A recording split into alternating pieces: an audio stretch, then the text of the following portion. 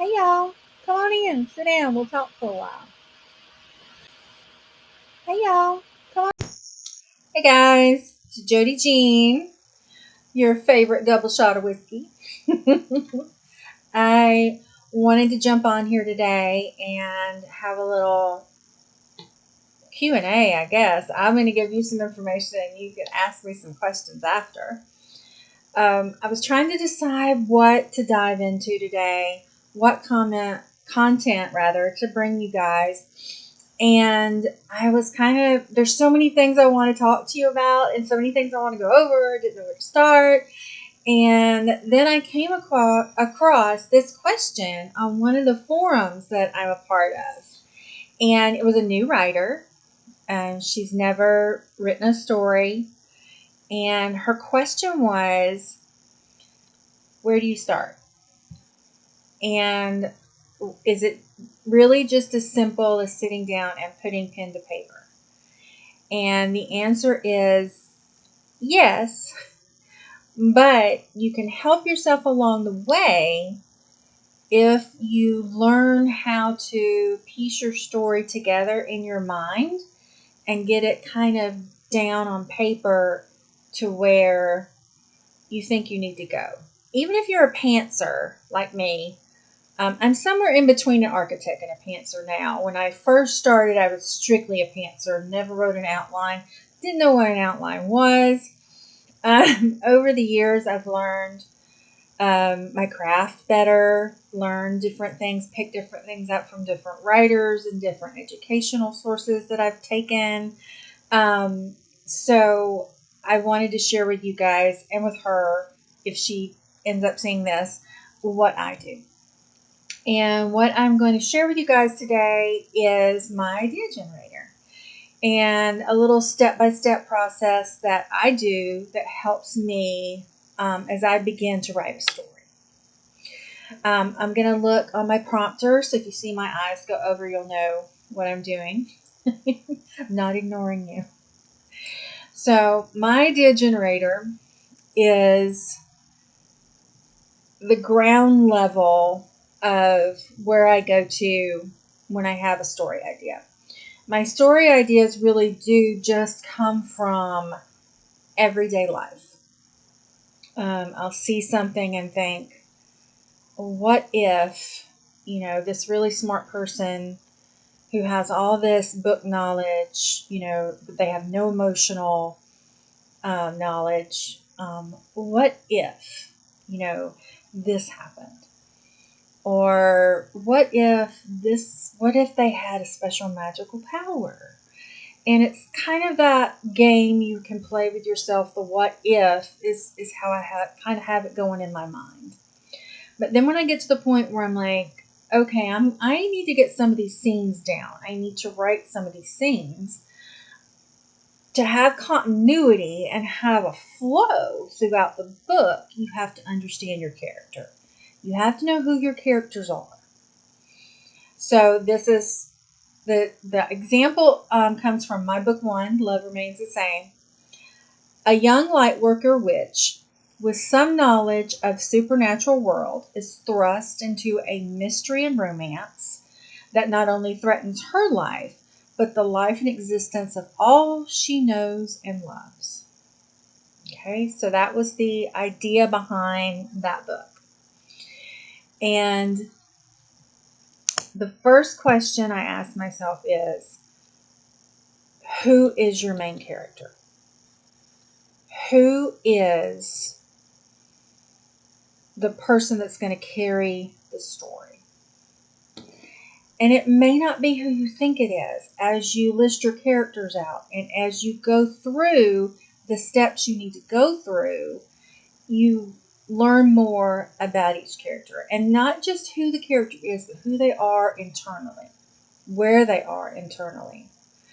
Also, at this point, I'll list their attributes, including their physical attributes, eye color, hair color, the way they dress, the way they speak, different little things that you'll need to come back to when you're in the grips of your story and you're really flowing in your writing and you're like, oh wait, what color was her eyes? if that is important for some reason, or just so you have your fundamentals in one space. The next question I always ask about them is, as they enter chapter 1, as this character enters, what do they know about their world? What do they know about the story that's about to be told? And what are the things they have to learn? What are the things they're going to have to overcome? And I list all that out. The next thing I do is, how did they become involved in, if it's a mystery, if it's a love story, it's how did they come upon this? How do they get to this point in their life? Because the thing you have to remember about your characters is you're giving them life. When you create something, you're giving it a soul. You're giving it part of yourself. So if you want a character that people fall in love with, or that they despise, or that they empathize with, you have to convey that through the written word. And you do that by knowing who they really are and their motives. The fourth question I ask myself is, who's the side character? Who's the character? Maybe it's a love interest. Maybe it's a best friend.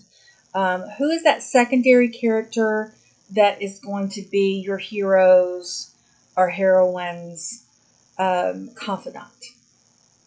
And what are their attributes? What are they like? And I do this for each and every one of my characters. And sometimes it gets intensive when I have large characters, large character crews, like I did in the Avonlea series. It was a family saga, so there was a lot of characters. Probably too many, because it was my first go at a saga like that, and it was probably overkill. But they were all important in their own way, and each and every individual character that you create, they're important. They're important to your story. They're important enough for you to sit down, write down what is their motive. Why are they in your story? If you can't really come up with a reason for why they're in your story, they probably don't need to be. It might be a character that you think is great and you love and they're fun, but maybe they're just not right for that particular story. Maybe you save them for another story.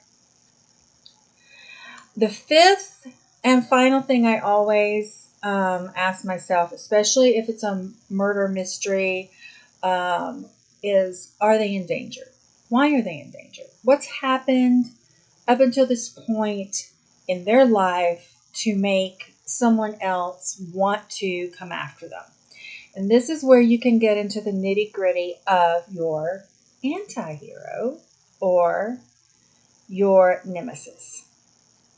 This is where you drill down into the characters that are going to be giving your leads the problems and what they need to overcome. Because you also have to really delve and dive down into your bad guys. You have to know their motives. They're not just bad guys for bad guys' sake. What happened to them? Why are they twisted? What has brought this upon themselves? I think that one of my favorite things that happened while I was writing, while I was writing Love Remains the Same, was when I found out that one of the characters that I really thought was going to be my bad guy was anti-hero. And ended up being one of the most beloved favorite characters in the whole saga. For everyone, including me. So, if I would have delved a little bit deeper when I first started, remember it was my first book, so I didn't have this going for me yet, I would have known that going into it. And while it was fun to discover it along the way, it was also very time-consuming because a lot of rewrites had to happen in the earlier part of the book where he was concerned. So I think I think what I'm trying to convey, especially to the person who's a brand new writer, has never put pen to paper, has never, written, is you really do have to find your own way. It's your own pace, it's your own ideas. And the best thing you can do is to look to your writer community and look to people and say, hey, what are some mistakes you made with your first books? What are some mistakes you made with your first plotting? What are some mistakes you made when you were just pantsing and going along the way? And I really think that that's the best way to go about it, because you're never going to know whether a story is going to pan out or is going to make it if you don't write it. If you just sit there with it in your head, it's not doing anybody any good except for you, and not really, because you want to share it.